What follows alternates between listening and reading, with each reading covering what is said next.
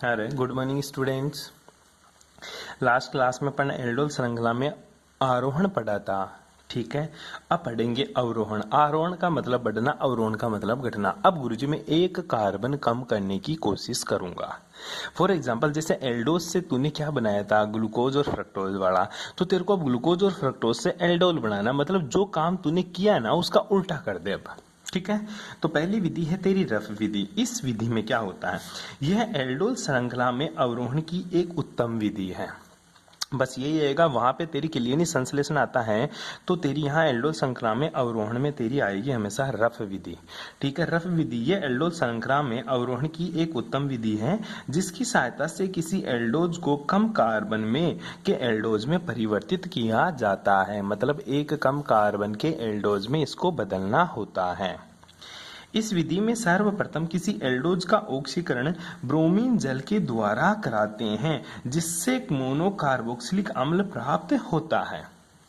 ठीक है, वहां पे भी तेरे को एसिड मिला था, याद कर जब तू साइनाइड की रिएक्शन करवाया था तो साइनाइड का जब तूने हाइड्रोलाइसिस करवाया, जल अपघटन करवाया, तो तेरे को एसिड मिला था। यहाँ पे भी तेरे को एसिड मिलेगा जो कैल्शियम हाइड्रोक्साइड के साथ अभिक्रिया करके कैल्शियम लवण का निर्माण करता है। वहां पे भी कारनामा हुआ था सारा का सारा, देखिएगा कैसे करता है। ठीक है, इस कैल्शियम लवण की अभिक्रिया फेंटेन अभिकर्म क्या होता है, FeSO4 प्लस H2O2। इसको क्या बोलूंगा मैं, फेंटेन रिएजेंट बोलता हूँ। याद कर लेना इन रिएजेंट के नाम। फेंटेन रिएजेंट का मतलब होता है FeSO4 प्लस H2O2। कौन सा रिएजेंट है तेरा, फेंटेन। तो फेंटेन रिएजेंट के साथ कराने पर कार्बन डाइऑक्साइड के निष्कासन के साथ एल्डोपेंटोज प्राप्त होता है।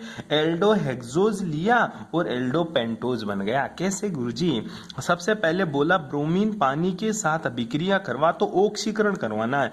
देख रहे तेरे को ऑक्सीकरण का सीधा सा मतलब ध्यान रखना है गुरुजी। ऑक्सीकरण का मतलब होता है हाइड्रोजन का निकलना और ऑक्सीजन का जुड़ना। तो सर यहाँ हाइड्रोजन एक ही है, निकल ही नहीं सकते, तो क्या करूं, ऑक्सीजन घुसा दे। कहाँ घुसाऊं सर, इस हाइड्रोजन और कार्बन के बीच में ऑक्सीजन घुसा दे। घुसा दिया, OH बन गया। इसी को बोलते हैं ऑक्सीकरण। किसकी उपस्थिति में किया, ब्रोमीन जल की उपस्थिति में ऑक्सीकरण किया, OH घुस गया सर यहाँ पे। फिर मैंने कैल्शियम हाइड्रोक्साइड लिया। क्या लिया रे, कैल्शियम हाइड्रोक्साइड। जो कैल्शियम हाइड्रोक्साइड है जी, वो काम करता है गुरुजी, इसके साथ जुड़ गया। ठीक है, यहां से हाइड्रोजन को खींच ले गया।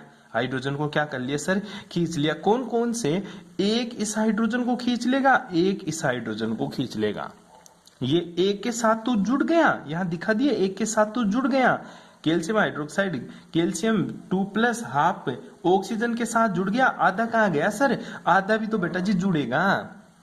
दोबारा समझ, तेरे नहीं पल्ले पड़ रहा सर, बिल्कुल नहीं पड़ रहा, सही बात बोल रहा तो बिल्कुल नहीं पड़ रहा। देख C डबल बॉन्ड O है और ये मेरा OH है। ठीक है, इसको लिख दिया मैंने जटी जैसा। ठीक है, इसको लिख रहा हूं रे, ओ भाई देख ले इसको कैसे लिख रहा हूं मैं। ठीक है, इसको मैंने लिख रहा हूं। ठीक है, इसको लिख दिया C double bond O OH। ठीक है, लिख दिया एज इट इज। ठीक है, अब मैं क्या कर रहा हूं, इसको इस OH को CH और ये भी OH लिख दिया यहाँ पे एज इट इज, इसको लिख दिया मैंने। अब यहाँ पे रिएक्शन कराऊंगा मैं CaOH का होल ट्वाइस। CaOH का होल ट्वाइस, समझना बड़ी इंटरेस्टिंग कारनामा है, हालांकि नहीं बताना चाहिए मेरे को। तो देख, 2 OH ग्रुप है, तो इस हाइड्रोजन को और इस हाइड्रोजन को 2 OH ग्रुप खींच जाएंगे। एक OH इसको लेके गया, क्या निकल गया, H2O। एक OH इस ग्रुप से लेके गया, क्या निकल गया गुरुजी, H2O। तो कैल्शियम यहाँ पे भी बैठ गया और कैल्शियम यहाँ पे भी बैठ गया, दोनों जगह कैल्शियम बैठ गया। लेकिन मैंने बताया कैल्शियम 2 प्लस यहाँ पे एक के साथ रिएक्शन करवाया, दूसरे को मैंने नहीं बताया। क्यों नहीं बताया, बाद में बताऊंगा। अब मैंने रिएजेंट ले लिया फेंटेन अभिकर्मक। जो फेंटेन रिएजेंट है तेरा, याद कर फेंटेन रिएजेंट FeSO4। तो सर मैंने फेंटेन रिएजेंट काम में लिया FeSO4 प्लस H2O2, जो काम करता है जी किसका, ऑक्सीकरण का। क्या काम करता है, ऑक्सीकरण का। देखना भाई जी, बहुत तगड़ी बात है। ऑक्सीकरण का मतलब होता है सर ऑक्सीजन का एडिशन या हाइड्रोजन का बाहर निकलना। ऑक्सीजन का एडिशन और हाइड्रोजन का बाहर निकलना। तो ये हाइड्रोजन यहाँ से बाहर निकल जाएगा, तो ये बॉन्ड के इलेक्ट्रॉन यहाँ देगा, तो यहाँ पे CHO ग्रुप बन जाएगा और ये मेरा पूरा का पूरा किस फॉर्म में बाहर निकल जाएगा, CO2 की फॉर्म में बाहर निकल जाएगा। तो ये तो CO2 की फॉर्म में बाहर निकल गया, ये हाइड्रोजन ऑक्सीजन के फलस्वरूप बाहर निकल गया, या मैंने तेरे को अभी बताया H2O की फॉर्म में बाहर निकल जाएगा, कैल्शियम हट जाएगा और ये ग्रुप बच गया मेरा CHO पर। तो एक कार्बन भाग गया CO2 की फॉर्म में। तो कार्बन पहले 6 थे, अब गुरुजी एल्डो पेंटोज बन गया, एल्डो हेक्सोज से एल्डो पेंटोज का फॉर्मेशन हो गया। बहुत बार पूछा है रे, बहुत बार रफ विधि पूछी है, ठीक है, नाम से पूछता है क्लियनी सिंथेसिस और रफ मेथड। हाँ आगे देख, दूसरी जो विधि है इसकी वो है वोल्म निम्नीकरण विधि, ठीक है, ये तो पूछेगा ही पूछेगा, इसके साथ ये भी पूछ लेता है वोल्म निम्नीकरण विधि। इस विधि के द्वारा किसी एल्डोज को एक कार्बन कम के एल्डोज में परिवर्तित करते हैं। मान लिया साहब करते हैं, कैसे करते हैं, कौन कौन से पद है इस विधि के। सबसे पहले किसी एल्डोज की अभिक्रिया हाइड्रोक्सिल एमीन, आले गुरुजी हाइड्रोक्सिल एमीन याद कर रहे हैं, हाइड्रोक्सिल एमीन का मतलब होता है NH2H2O, सॉरी NH2 और OH, इसको मैं क्या बोलूंगा, हाइड्रोक्सिल एमीन। क्या बोलूंगा रे, हाइड्रोक्सिल एमीन। तो सर हाइड्रोक्सिल एमीन के साथ कराने पर ओक्जिम का निर्माण होता। अब ये क्या आ जाता है, याद कर तू ऐसा जोन बनाया था तब वहां पे ओक्जिम बना रहा था बार बार। ओक्जिम का मतलब होता है, ओक्जिम का मतलब होता है CH डबल बॉन्ड N और यहां से ऑक्सीजन जुड़ा रहता है, इसको ओक्जिम बोलते हैं। ठीक है, अब ऑक्सीजन को एसिटिक एनहाइड्राइड व सोडियम एसीटेट के साथ गर्म करते हैं ना, तो निर्जलीकरण द्वारा साइनाइड प्राप्त होता। कुछ ही नहीं है, निर्जलीकरण का मतलब सर H2O बाहर निकालना। देख ले ये OH और ये H, ये दोनों अगर मैं बाहर निकाल दूंगा, निर्जलीकृत कर दूंगा, पानी बाहर निकाल दूंगा, तो C ट्रिपल बॉन्ड N बन जाएगा। तो यही बोल रहे हैं कि निर्जलीकरण द्वारा साइनाइड प्राप्त होता है, तो CN तो बचा, साथ ही हाइड्रोक्सिल समूह का एसिटिलीकरण हो जाता है। ठीक है, उसका एसिटिलीकरण, हाइड्रोक्सिल जो भी समूह होगा उसका एसिटिलीकरण का मतलब होता है AC ग्रुप जुड़ जाएगा। क्या जुड़ जाएगा, AC ग्रुप जुड़ जाएगा। तीसरी स्टेप में क्या होता है, साइनोइड का जल अपघटन अमोनियम सिल्वर नाइट्रेट के साथ कराने पर HCN अणु मुक्त हो जाता है और एक कार्बन कम एल्डोज प्राप्त होता है। याद कर तू एक बात है क्या, जब HCN का एडिशन करके तू एक कार्बन अधिक का तू एल्डोज बना रहा था, तो यहाँ पे HCN को बाहर निकालना, ये याद रखना। कैसे, सबसे पहली रिएक्शन में डी ग्लूकोज ले लिए एल्डो हेक्सोज 6 कार्बन का था, NH2OH की रिएक्शन करवाई, तो गुरुजी ये 2 हाइड्रोजन है ना, इस ऑक्सीजन को लेकर बाहर निकल गए, H2O की फॉर्म में नाइट्रोजन जुड़ गया साहब यहाँ पे, CH डबल बॉन्ड NOH। अब ध्यान दे, एसिटाइल AC2O, ठीक है, तो एसिटिलीकरण करवा रहा है। एसिटिलीकरण का मतलब क्या होता है, एसिटिलीकरण का मतलब होता है CH3 C double bond O, ये CH3, ठीक है, ये तेरा एसिटिल ग्रुप है। तो मैं इसको AC से दिखा दिया, किससे दिखा दिया, AC से। तो AC किससे जुड़ जाएगा, इस ऑक्सीजन से, इस ऑक्सीजन से क्या जुड़ जाता है सर, मेरा AC जुड़ जाता है। जितने भी OH ग्रुप है ना मेरे, वहां पे AC ग्रुप जोड़ दे, क्या जोड़ दे, वहां पे सब जगह AC ग्रुप जोड़ दे। एसिटिलीकरण का मतलब ये होता है। ऐसा क्यों किया मैंने, ऐसा इसलिए किया कि एसिटिलीकरण करने के फलस्वरूप ये OH है ना, ये OH है, ये हाइड्रोजन के साथ H2O बनाकर बाहर नहीं निकलते। अगर तू एसिटिलीकरण नहीं करेगा तो सबका सब पानी बाहर निकाल देगा। मेरे को तो सिर्फ यहां से पानी बाहर निकलवाना है, HOH से ही सिर्फ। मैं चाहता हूं इनके साथ कुछ ही नहीं हो, इनके साथ कुछ नहीं करना है ना, तो इसको प्रोटेक्ट करो। प्रोटेक्ट करने के लिए मैंने एसिटिलीकरण करवा दिया, एसिटी ग्रुप जोड़ दिया। एसिटी ग्रुप जोड़ते OH सबकी जगह क्या लग गया, AC सबके AC लग गया। इसका मतलब ये हुआ गुरुजी, ये OH प्रोटेक्ट हो गया। क्या हो गया, प्रोटेक्ट, और यहां से H और OH बाहर निकल गया H2O की फॉर्म में, और C ट्रिपल बॉन्ड N बन गया सा। बड़ी इंटरेस्टिंग रिएक्शन है, सच्ची में बड़े मजा आता है इस रिएक्शन कि देख इसको प्रोटेक्ट कर लिया OH को।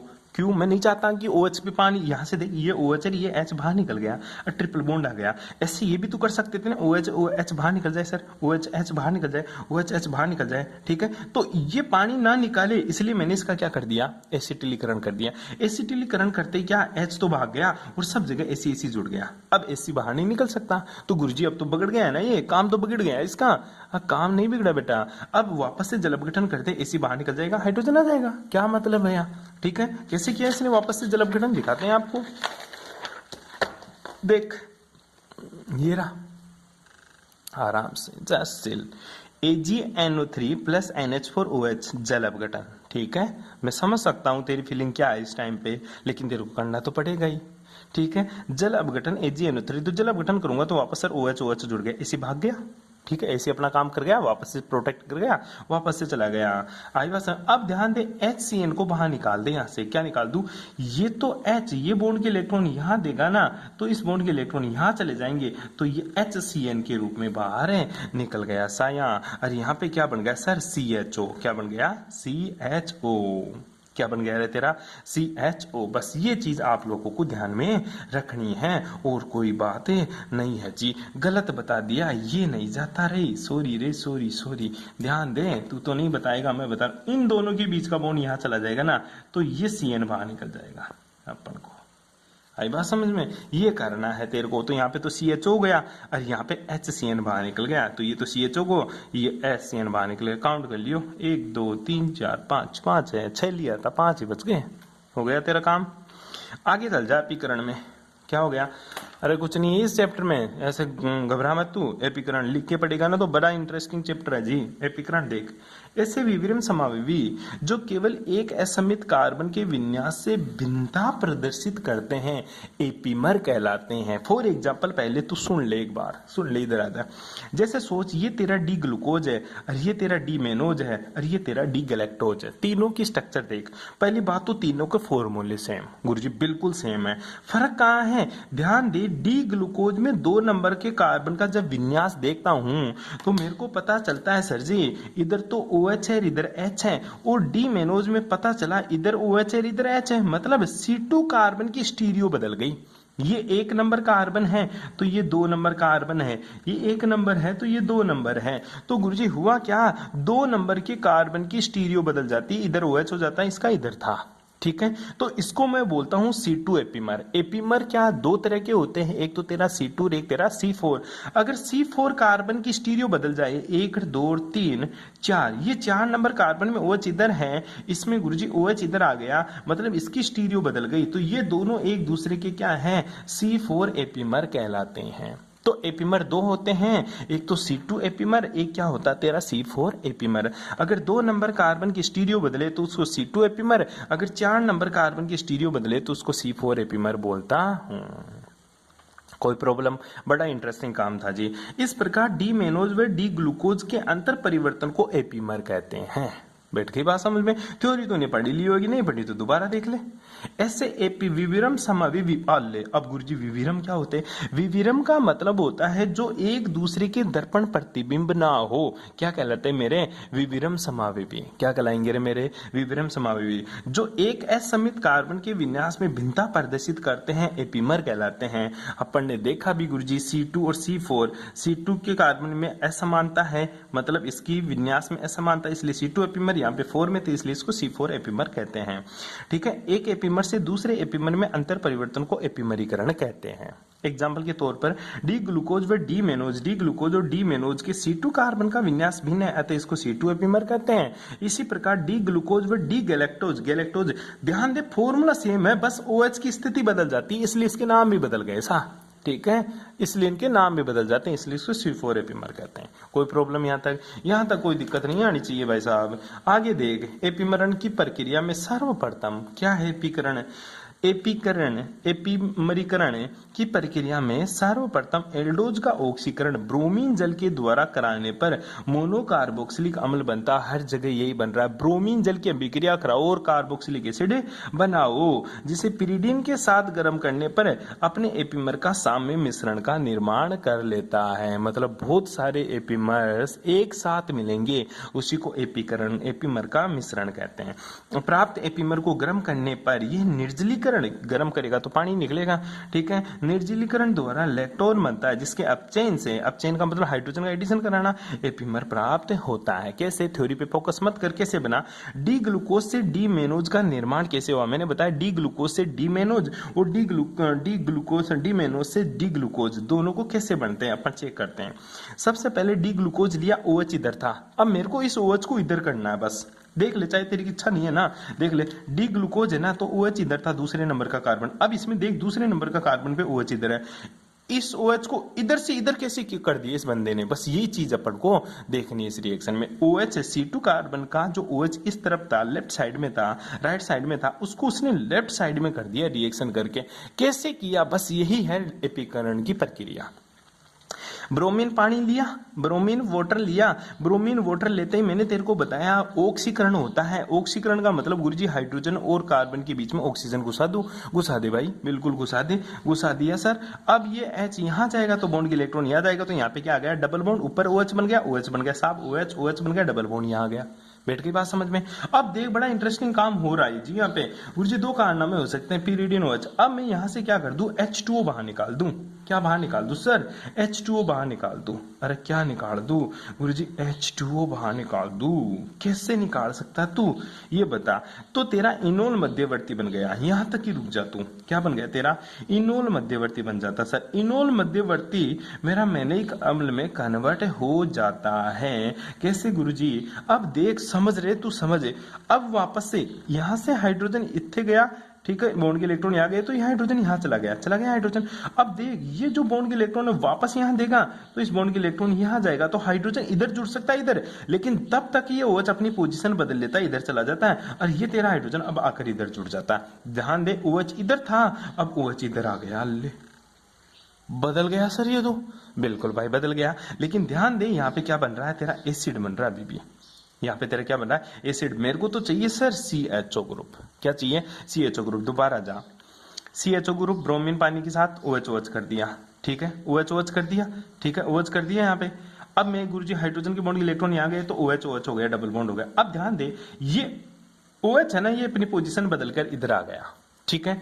अब दूसरा, तो ये बॉन्ड के इलेक्ट्रॉन हाइड्रोजन वाले यहाँ आएंगे, आ गया, ठीक है। तो ये बॉन्ड के इलेक्ट्रॉन यहां ट्रांसफर हो जाएंगे, तो हाइड्रोजन इस तरफ जुड़ जाएगा, OH इस तरफ चला गया, OH इधर आ गया, इधर H आ गया। लेकिन ध्यान दे, यहां नहीं रुकना। तू बोलेगा सर यहां बदल तो गया, लेकिन भाई देख, यहाँ पे CHO ग्रुप है, एल्डिहाइड है, तू तो इसको एसिड कर दिया, बदल तो दिया स्टीरियो, ये तो श्योर है, लेकिन तूने एक काम गड़बड़ कर दिया, यहाँ पे एसिड कर दिया। तो एसिड को भगाओ और एल्डिहाइड वापस लाओ। तो मैंने क्या कर दिया, इसमें को हीट कर दिया। क्या कर दिया रे, हीट कर दिया। हीट करते ही क्या हुआ, ये जो OH है ना, OH है, ठीक है, और ये जो OH है ना, दोनों में से H2O बाहर निकल गया। क्या निकल गया, H2O बाहर निकल गया, ऑक्सीजन लग गया, ठीक है। अब मैंने क्या कर दिया, वही NaHgHCl, मतलब दो हाइड्रोजन का एडिशन, इधर तोड़, ठीक है, यहां से तोड़ेंगे, हाइड्रोजन इधर, हाइड्रोजन इधर, तो ये तो वापस से OH कन्वर्ट हो गया, और ये मेरा एल्डिहाइड में बदल गया, ठीक है। तो डीमेनोज प्राप्त हो गया। इस तरह से तू बदल सकता है किसको, डीमेनोज से डी ग्लूकोज का निर्माण भी कर सकता है। वो कब करेगा, नेक्स्ट क्लास में। Thanks for cooperation.